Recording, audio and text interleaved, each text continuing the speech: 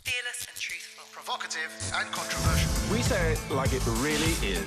With dignity and respect. Committed to free speech and common sense. Upbeat and entertaining. Straight talking and direct. We may agitate each other and you.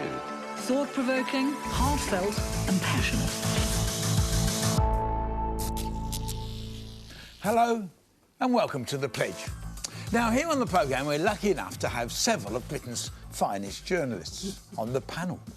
Hard-nosed hacks who can sniff out a good story in a heartbeat and know how to make it a front-page splash. Such talent should never go unnoticed, which is why, Carole, I have to commend you on your scoop of the century. I know what's going on. I wanted a latte, not a lecture. That's right. She was left gasping in disbelief after a barista refused to serve her an extra hot coffee. Not one to ever take something lying down, our Carole has used her platform to warn others of this complete coffee snobbery, telling her tale in the Daily Express and the Dorset Echo, and going viral in the process. Well, Carole, you might have put a barista out of business, but at least you espressoed yourself. Oh, that's and Carole, yeah. It's stone cold, but drink it. And for once in your life, could go don't complain. I am going to complain. He deserved every that. bit of it. And by the way, he didn't work in it, he owned the shop. But anyway, that's fine. Anyway, coming up on the programme, Majid presses pause on the TV licence fee. Andrew argues the press aren't to blame for Caroline Flack's death. I'm taking aim at the lack of regulation in football. And June argues we need more diversity in our music industry. But first, it's Cappuccino Carole. I'm going to let that pass. OK, this week's historic shake-up of Britain's immigration system is exactly what millions voted for in the referendum.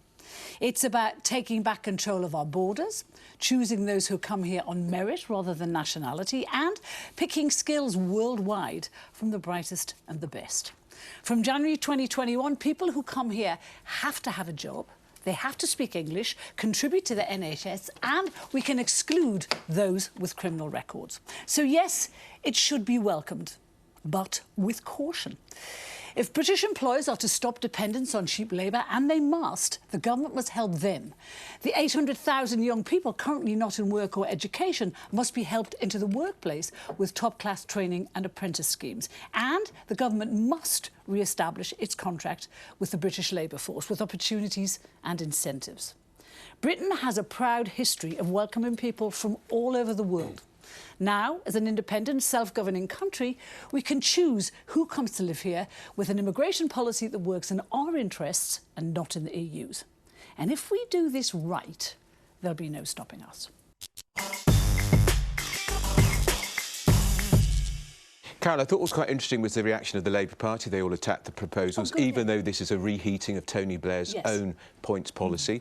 But I think what could come out of this, actually, is a better workforce for Britain, because since 2004, when Tony Blair opened the floodgates to Eastern Europeans, he was told at the time to have transitional arrangements, so there were limits on how many came in. That was the rule across most of the rest of the European Union. So we can now expect employers to invest in training, and maybe they might even start paying a better salary, which means we can get a better trained workforce, a better paid workforce, and that might mean some of those NEETs, the 800,000, come off of benefits and go into work. This was a staggering, shameful figure to me, in the sense that, you know, these kids are just languishing around, you know, and I think part of the problem is, you know, every ladder has a bottom rung, and to get anywhere in life you have to start on that bottom rung. And I think the problem has been that the cheap labour, which is shameful in itself, they occupy the bottom rung of the ladder. And I think we have a culture thing to change in the country, that you know, even if a job you don't think is good enough for you, you have to do it anyway. But I think the other point I was making there is that, you know, large employers have avoided investing in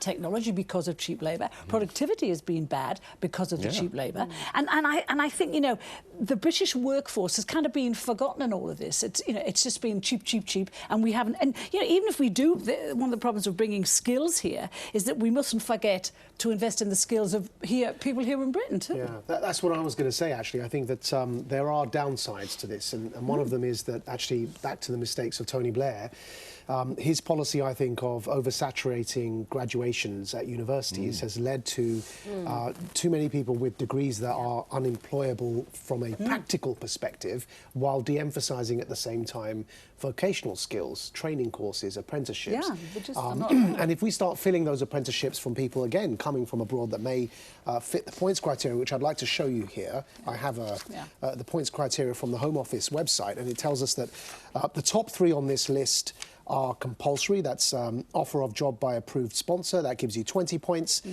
Job at appropriate skill level gives you another 20 points. Speaks English gives you 10. And then the rest, you see, there are, you know, 1 or 2 of them you could have as well that increases your points, but they're optional, not compulsory. One of them there says at the bottom, PhD in a STEM subject. And it makes me wonder that for a long time, we haven't actually focused on developing those skills domestically. But do you guys think this is a good idea? Well, so the point system. Well, I think there are pros and cons to it, and I think actually what's more important is actually that we, rather than repeat the mistakes that were made in the past, we understand where the cons are. Like if you look to Australia, one of the downsides to their system, which is a points-based system, is they've got these huge detention camps where people sit in and entire families are in these detention camps. I wouldn't like to see that. I wouldn't like to see that in Britain. So we need to understand where the weaknesses are and prepare for those and plan ahead. OK, June? It's funny, Carole, when I first read you were going to do this topic, I thought, oh, God, here she goes again. Yeah. But actually, I have to say, I was quite surprised by where you then took your subject matter, in the sense that I'm slightly conflicted. I think, on one hand, with these new measures, I think families like mine probably would not have passed this points-based system, and I think that you and I get on very well. I think you're probably quite glad my mum and dad decided to I'm very glad your mum and UK. dad got it. And I think that's a shame, because actually what this point-based system does is it says that there's only one kind of person that has something to contribute to Britain. And we've heard of the countless stories of people who come without an education, without anything, perhaps not even speaking English, that have gone on to do phenomenal things in this country. Yeah. However, I do believe that one of the big issues we have in this country is what we do with our young people who come from parts of the nation that have been forgotten. There's 800,000, by the way. Correct. A lot of ethnic minority have kids been on the negative end of globalisation, who haven't been trained and upskilled. And I think you're right in the sense that the government needs to support business to be able to bring those people into the workforce. There's a point that Satbir Singh makes, which related to yours, which is why I just want to quickly bring it in. Chief Executive of the Joint Council for Welfare of Immigrants, Satbir Singh. We've got a system where tens of thousands of children grow up in this country without one of their parents, where tens of thousands of young people who were born here, brought up here, are unable to obtain citizenship. What I'm worried about is creating a two-tier system where those that we're deeming as low-skilled or low-salary or cheap, as the Home Secretary calls them, essentially have fewer rights. So I think it is important for us just to make sure we avoid some of the trappings of the Australian system. In particular, when I heard him speak, I thought of the detention camps. But remember, a skill is regarded as the plaster and a bricky and a thing. Under these rules, I was quite surprised to see that 70% of the EU citizens that are here at the moment wouldn't be here. I think the question is going to be about certain industries that actually pay pretty close to the minimum wage, particularly the care industries and things like that. What happens? How do you get people to take those jobs in the future? Well, that's what we're talking about, incentives. We've got to pay people more. This is the bottom line. We can't use the migrant labour low bar as what we have to pay in the future. But let's not kid ourselves. If you want to pay more to people in the care industry, or hospitality. But care in particular, it's going to cost more for old people to live in homes, and most of that is paid for by the state. What do you think I mean, I'm just asking again. What do you think the percentages of people from the EU who work in our care homes? What would you put the percentage at? It's under 10%.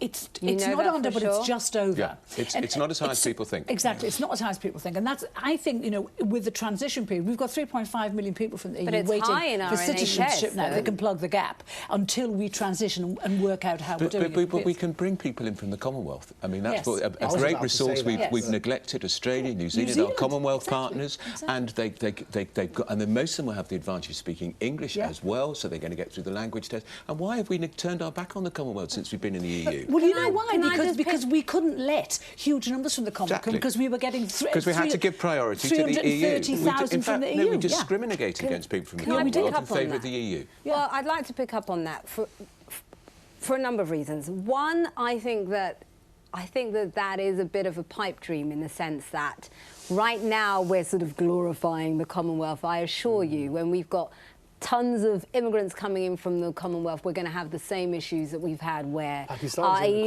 Commonwealth. there you go. So is Ghana. Yeah. Or that we've had with our EU neighbours.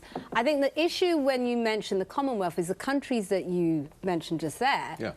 Most of those countries have thriving economies, and I doubt very much there are going to be lots of those people that want to come over and do these jobs. I think you'll find so lots you're of going to Australians find, want to come so here. you're New Zealand not for the jobs that we're talking about here. So Right. I think you're going to find that the people from the Commonwealth that are going to be coming to do the jobs that we're talking about are not from Australia, Canada, But I think and as New well, Zealand. And that's going to bring Especially if you another don't set of test, that's right, problems. yeah, you're If gonna you not look have at it. this policy, Let's be honest. the policies, the point system, there's also, you know, people are talking about the cap of 25 grand being too much. The system allows for situations where we have job shortages, say like in nurses. So it means you can come with less of a wage for that, and you can earn more points if you're a nurse. If we're short of nurses, if we're short of plasterers, the system gives you more points if we need them. And that's the whole point, isn't it? It's an immigration system that suits our needs, isn't that? But it's an immigration system that actually prevents us from perhaps getting the type of innovation that we need, because somebody might not have all of that, but they've got something else to offer our country. And I think it's quite sad to close the door on